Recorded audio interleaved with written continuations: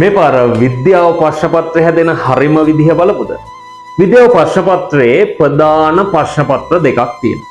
ඒකට අපි කියනවා එක පත්‍රය සහ දෙක පත්‍රය කියලා. එක පත්‍රය හැදෙන්නේ බහුවර්ණ ප්‍රශ්න වලින්. බහුවර්ණ ප්‍රශ්න 40ක් තියෙනවා.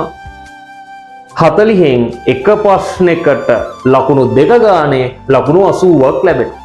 මේ සඳහා ලැබෙන කාලය පැය 1යි.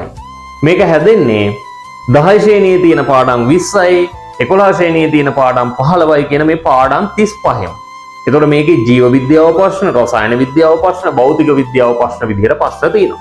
මේක හැදෙන්නේ නිර්ණායක 6කින්. දැනුම, අවබෝධය, භාවිතය, විශ්ලේෂණය, සංශ්ලේෂණය සහ ඇගීම. මම ඉදිරියේදී වීඩියෝ එකක් ගේන්නම් බහුවර්ණ ප්‍රශ්න පත්‍රයට හරියටම පිළිතුරු ලියන ක්‍රමය සහ ඒ ප්‍රශ්න පත්‍රයේ ප්‍රශ්න හැදිලා තියෙන ක්‍රමය ගැන. දෙවෙනි ප්‍රශ්න පත්‍රයට ගියොත් දෙවෙනි ප්‍රශ්න පත්‍රයේ ප්‍රධාන කොටස් දෙකක් තියෙනවා. එක කොටස සහ දෙක කොටස කියලා. එක කොටස හැදිලා තියෙන්නේ ව්‍යුහගත ප්‍රශ්න වලින්, දෙක කොටස හැදිලා තියෙන්නේ අර්ධ ව්‍යුහගත ප්‍රශ්න. අපි ඒවට රචනා කියලා කියන නිසා මමත් රචනා කියලා දානවා. එතකොට ව්‍යුහගත ප්‍රශ්න කොහොමද හැදිලා තියෙන්නේ කියලා බැලුවොත් ඒකේ ප්‍රශ්න 4ක් තියෙනවා. ඒ 4ට අනිවාර්යෙන් පිළිතුරු ලියන්න ඕනේ. මේ 4 හැදෙන්නේ පළවෙනි ප්‍රශ්නේ ජෛව ගෝලයේ පාඩමේ,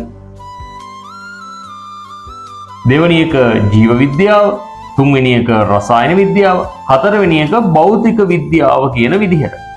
මේ එක ප්‍රශ්නයකට ලකුණු 15ක් ලැබෙනවා. ඒතර ප්‍රශ්න 4ට ලකුණු 60ක් ලැබෙනවා. මේ එක ප්‍රශ්නයක් සඳහා බය නැතුව මිනිත්තු 20ක් වෙන් කරන්න පුළුවන්. ඒ කියන්නේ ප්‍රශ්නේ කරලා ඉවර වෙලා මිනිත්තු 20ක් වෙනකන් ඉඳ කියන එක නෙමෙයි. වෙන් කළ හැකි උපරිම කාලය මිනිත්තු 20යි. අපි රචනා ප්‍රශ්න පත්‍රයේ පැත්තට ගියොත් මේකේ ප්‍රශ්න 5ක් තියෙනවා. හැබැයි 5ක් තිබුණට ඔයා මෙතනින් තෝරගන්න ඕනේ ඔයාට ලියන්න පහසුම ප්‍රශ්න 3ක්. මේකේ ප්‍රශ්න හැදිලා තින්නේ පළවෙනි රචනා පළවෙනි ප්‍රශ්නේ කියන්නේ පස්වෙනි ප්‍රශ්නේ ජීව විද්‍යාව, රසායන විද්‍යාව, ඊට පස්සේ භෞතික විද්‍යාව. 8 වෙනි ප්‍රශ්න හැදෙන්නේ ජීව විද්‍යාව ප්‍රශ්න භාගිකුයි, භෞතික විද්‍යාව ප්‍රශ්න භාගිකුයි වෙන විදිහට. 9 වෙනි ප්‍රශ්නේ රසායන විද්‍යාවයි භෞතික විද්‍යාව එකතු වෙලා ඒ කියන්නේ ප්‍රශ්න භාගේ ගානේ. මේකෙන් කැමති තුනක් තෝරගත්තොත් එකට ලකුණු 20 ගානේ ප්‍රශ්න තුනට ලකුණු 60ක් ලැබෙනවා. රචනා ප්‍රශ්න සඳහා ඔයාටත් වෙන් කරන්න පුළුවන් බය නැතුව මිනිත්තු 30ක්.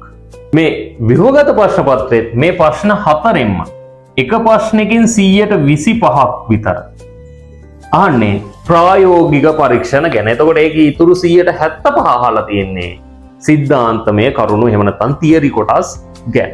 ඒ වගේම මේ දෙවෙනි ප්‍රශ්න පත්‍රයට දෙන සම්පූර්ණ කාලය පැය 3ක්. හැබැයි කියවීම සඳහා තවත් අමතර මිනිත්තු 10කුත් ලැබෙනවා. බලමු අපි මේ පේපර් එකේ ලකුණු ඔක්කොම කොහොමද එකතු වෙන්නේ කියලා.